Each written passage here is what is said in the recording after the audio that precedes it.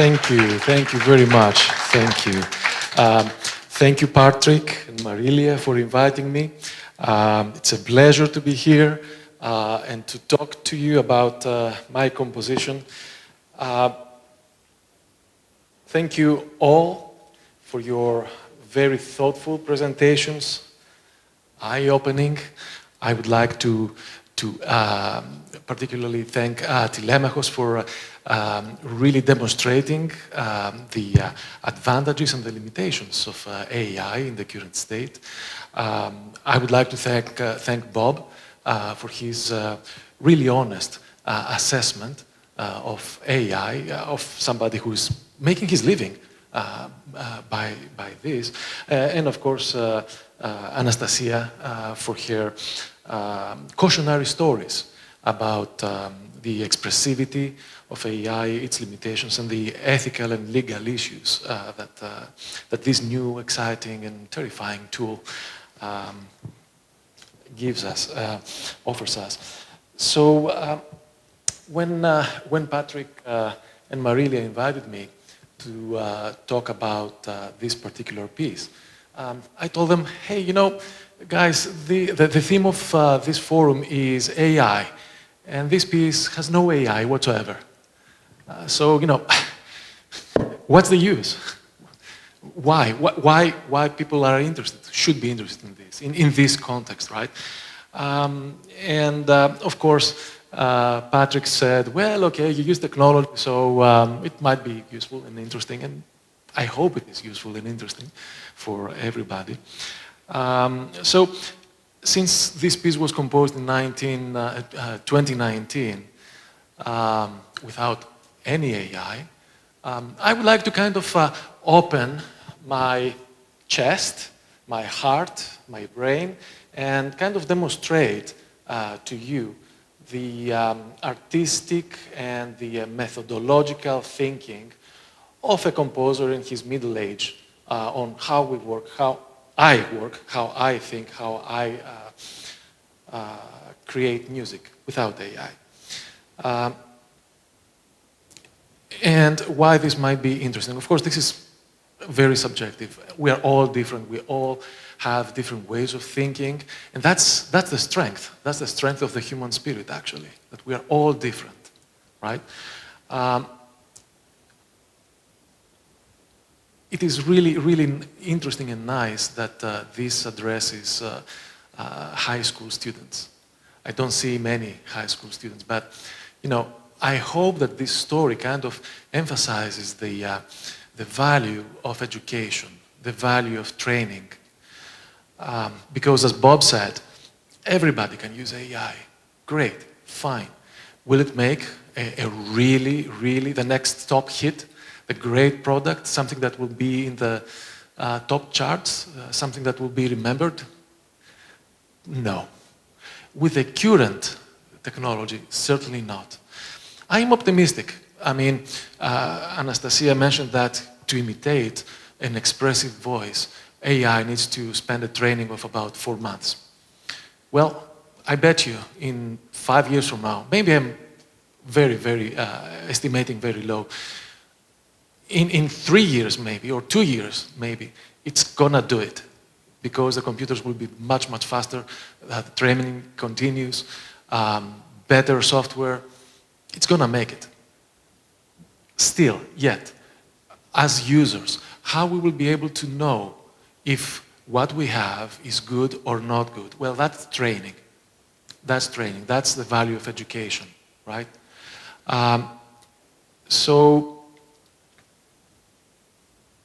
So yeah, let me, okay, it's getting late and probably everybody is tired. I don't want to go off script for too long time. So let me get into the meat, right, of my presentation. Okay, so Medusa in Somno. Medusa in Somno is a composition for violoncello and live electronics. Like I said, it was composed in 1929, no AI whatsoever, okay? So let me, okay, this talk has a few sections. forgive me, I'm many times trying to think about it because I'm still in America time, US time, Central time, right? And jet lag is kicking in. Okay, so common threads. As a composer, I really like organizing materials, sonic materials, my thoughts in bipolar continuums, right? So, you know, I need to think about what are the musical parameters. There is pitch, there is intensity, there is register, there is raw sound, there is abstracted sound. All of them are bipolar continuums, and I need to drop the needle in anywhere I want at any particular moment. I like composing structures with functional sections. I like, for instance, segmenting my music and creating introductions, creating transitions, contrasts, plateaus, climaxes, anticlimaxes.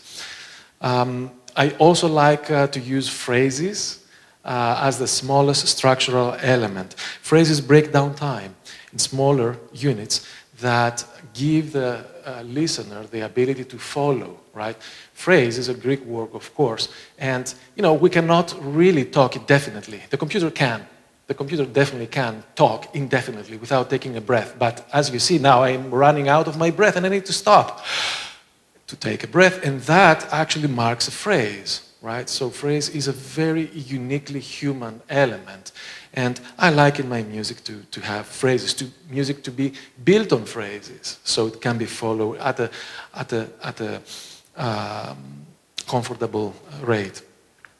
I treat sonic layers as instruments, sonic objects and instruments in which I orchestrate as a whole.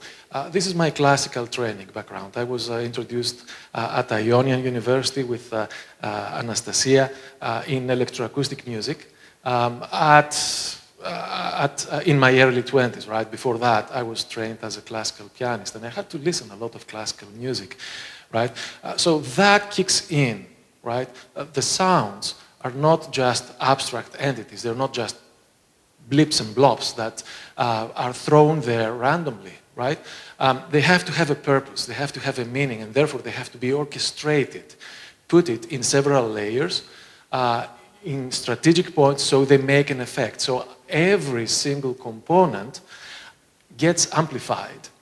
The total sum is amplified in comparison to every single component. And last, I really like programmatic narratives, programmatic elements. I like my music to be about something.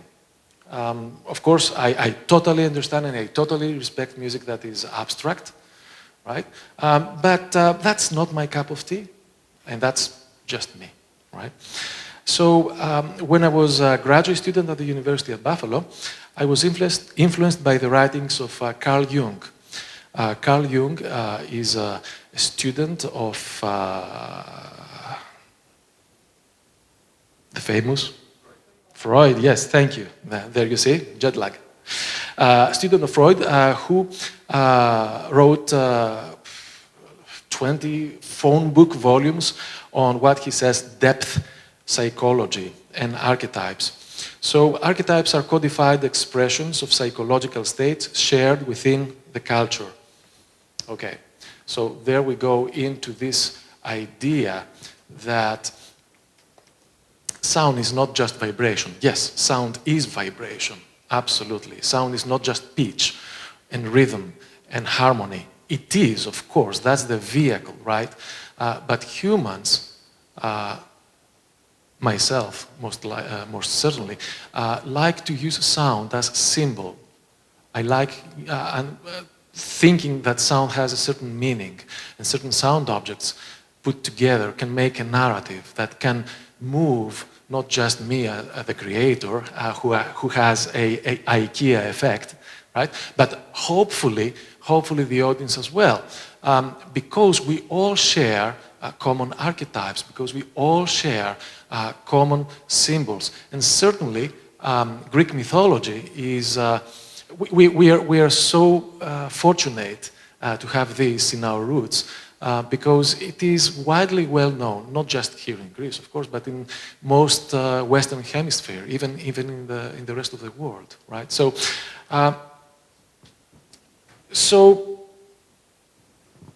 Medusa. Medusa is an archetype, right?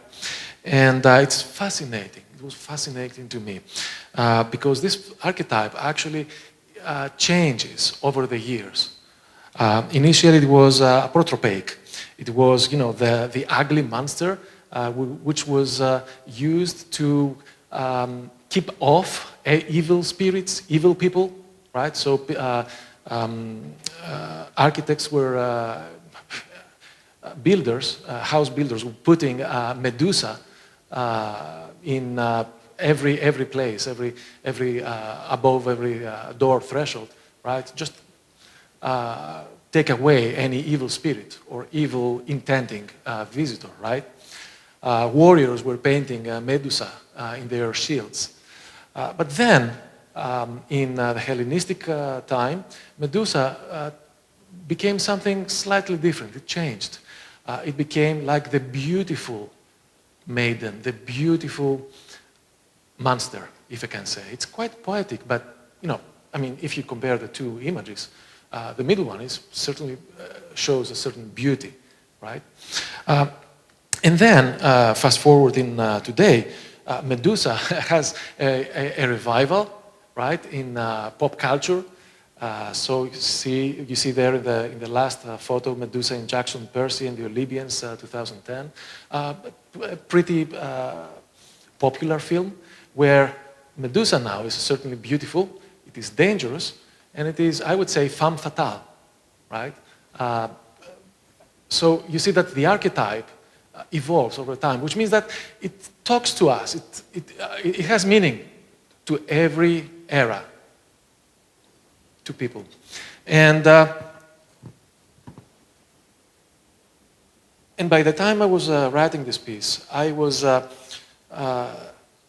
very moved by the news of a continuous stream of femicides here in Greece and around the world. It's a phenomenon that continues, and it is really, really sad and upsetting, actually. I have a daughter as well, and I worry. So I use this myth of Medusa from a feminist perspective, from a feminist reading, right? So contrary to the ancient sources, I don't see Medusa as a monster, right?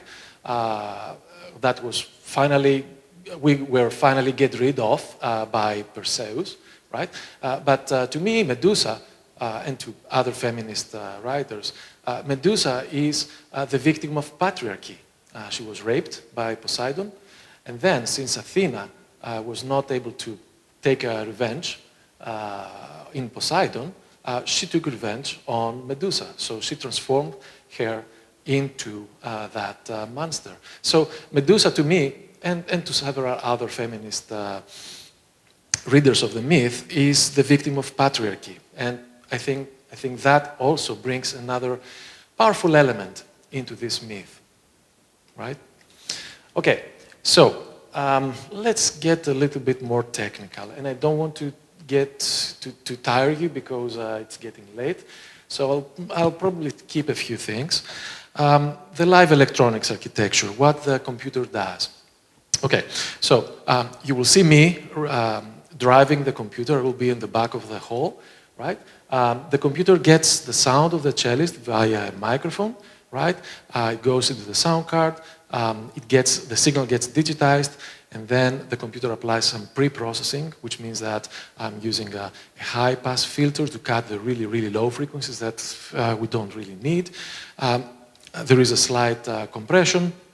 Then the computer analyzes the sound, tracks mostly the dynamics, right? And then that is influencing the virtual score. All the events you will listen, all the sonic events are prescribed, are scripted, right?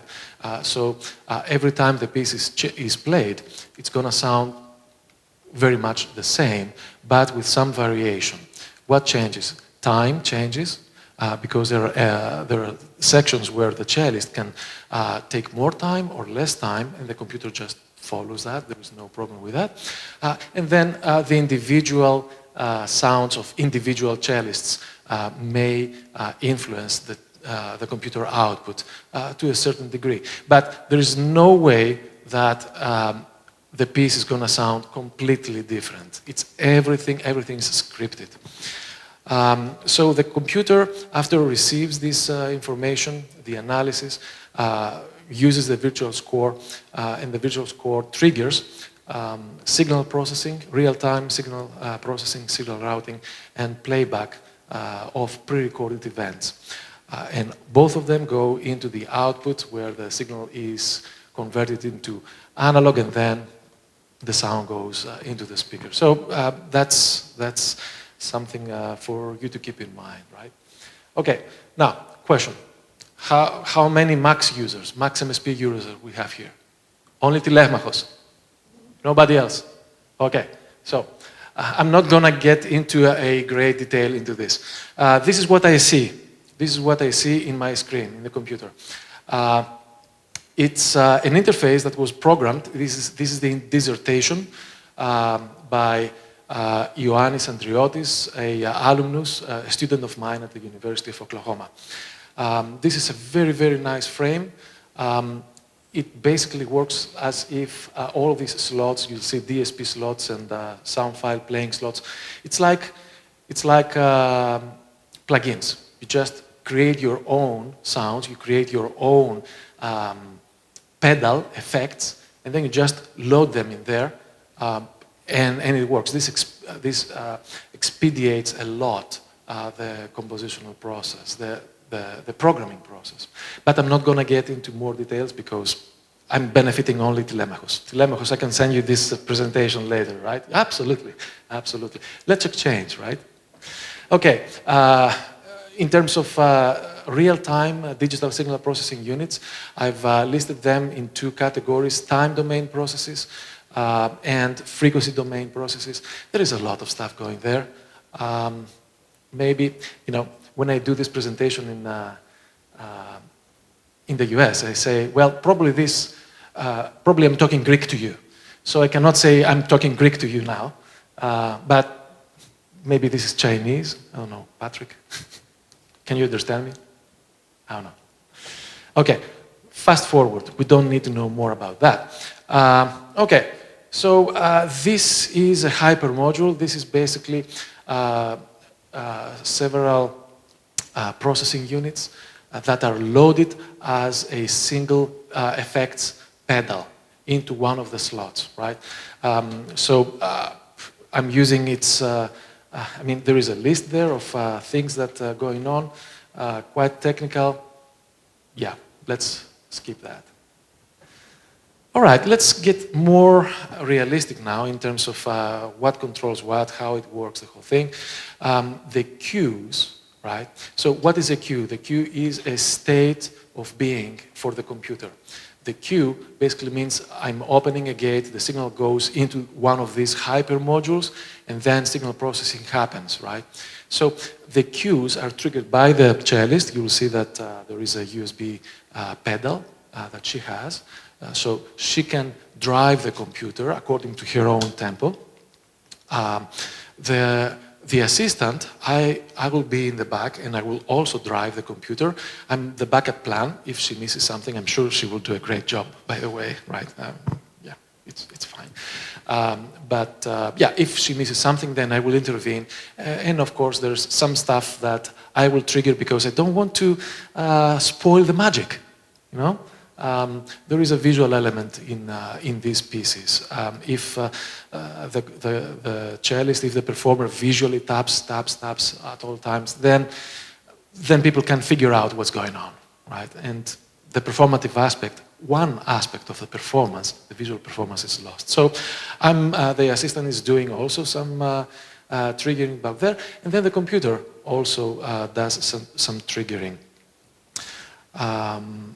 The cellist wear earbuds, so you will see here listening into an ear monitor to get notifications when entering in an improvisation box. and right before its duration expires. Okay, so this means that there are times where in the score I say, well, for the next 16 seconds, please improvise. Now, this improvise is not just do whatever you want. It's highly prescriptive. I'm saying, well, you know, use this kind of technique and do this and this and that. But I don't care in terms of the specifics, right? So the computer counts, though, once we are in that improvisation window. And the computer gives an audible warning to Ilya, like, you know, be careful, in the next couple of seconds, we are out. I'm gonna go into the next event. So that's what the earbuds do. The cellist is also provided with a tablet, which shows what type, where she is in the score, which particular cue she is. And that's another visual, different type of communication, backup, if you like, type of communication. And then the assistant, I will use a USB controller. I'm not going to use a nano control because last night it got broken, right? But I'm in debt to Patrick, who gave me, lent it me, his Akai controller, so it's going to work. And there, basically, I'm going to control the live amplification of the instrument, the computer feed, the live electronics, fixed media, and stuff like that. Okay. Structure, 6 sections. Remember that I told you that I like creating sections, segmenting my music and ascribing particular formal functions. Well, there is an introduction of timbres and atmosphere, then there is a control, the first plateau, the first control improvisation, then there is introduction of tonal motives, then control improvisation, another plateau, probably a little bit bigger, quite bigger, matter of fact, that leads into a climax, and then after that there is the anticlimax. Okay, how do you pair a very well-known instrument with electronics, with computer sounds that are a little bit abstract? Well, you have the two performance forces that are very, very different, but you have to make them meet somewhere in the middle, right? So what I'm doing is I like using a lot of extended techniques. And this is a page of the score of the performance, special symbols where I say, well, do this, do that, do that. The extended techniques produce sounds that are not so familiar. It's many, many times you will not listen to the regular cello sound. You will listen to something that sounds like cello, but is not exactly that, right? Especially if you close your eyes, right? Chances are you may not be able to recognize a few things there. Well, that gets abstraction, right? That abstracts our perception. And then that makes it easier for the computer to meet the cellist from the other side. So the main idea of doing that is to try to create a hyper instrument, to create something, to synthesize the two performance forces into making something that is greater than the individual components. A new sound, a new instrument. Okay? And this is the first page of the score. Honestly, I'm not really sure why I included that in the presentation. Maybe for musicians might be interesting. For the general audience, maybe not. But that's probably, yeah, that allows me actually to tell you that you see the numbers. These are cues, right? And the triangle means that the cellist will trigger this. The circle means I will trigger this, the computer assistant. But anyway, I'm not going to leave this up here because the intention for you is to listen to the music and get carried away by it, hopefully. Not really read to the score because this is not a study of this particular piece. Okay, so let me go back to the very, very beginning and there. Yeah, or there, whatever. Let's yeah? Yeah, you see, you know, That's the desire of the musician. Yeah, I share your desire. I would like that. I would like that. And it is very abstract, yes, and it is very abstract, exactly. But what you listen is going to be abstract as well. Something that is familiar. I mean, you will see the gestures playing, right? But the sound is not going to be very, very familiar because of the extended technique. And then the computer that gets this signal and transforms it in real time will create something that hopefully is a new instrument, a new whole. So you're tempting me, but I think that if I leave the score on while we play, then you will pay attention more to the score instead of the sound itself. So yeah, sorry. But I can share the presentation with you if you can share your presentation with me. Because your presentation was excellent, really, enjoyed it. Yeah. So, guys, we are into the questions and answers. If there is any question you may have that I can answer it before I ask Ilya to take her seat. Is it triggering, I'm sorry, is it triggering something like a Ph.D.? What's reformed? No.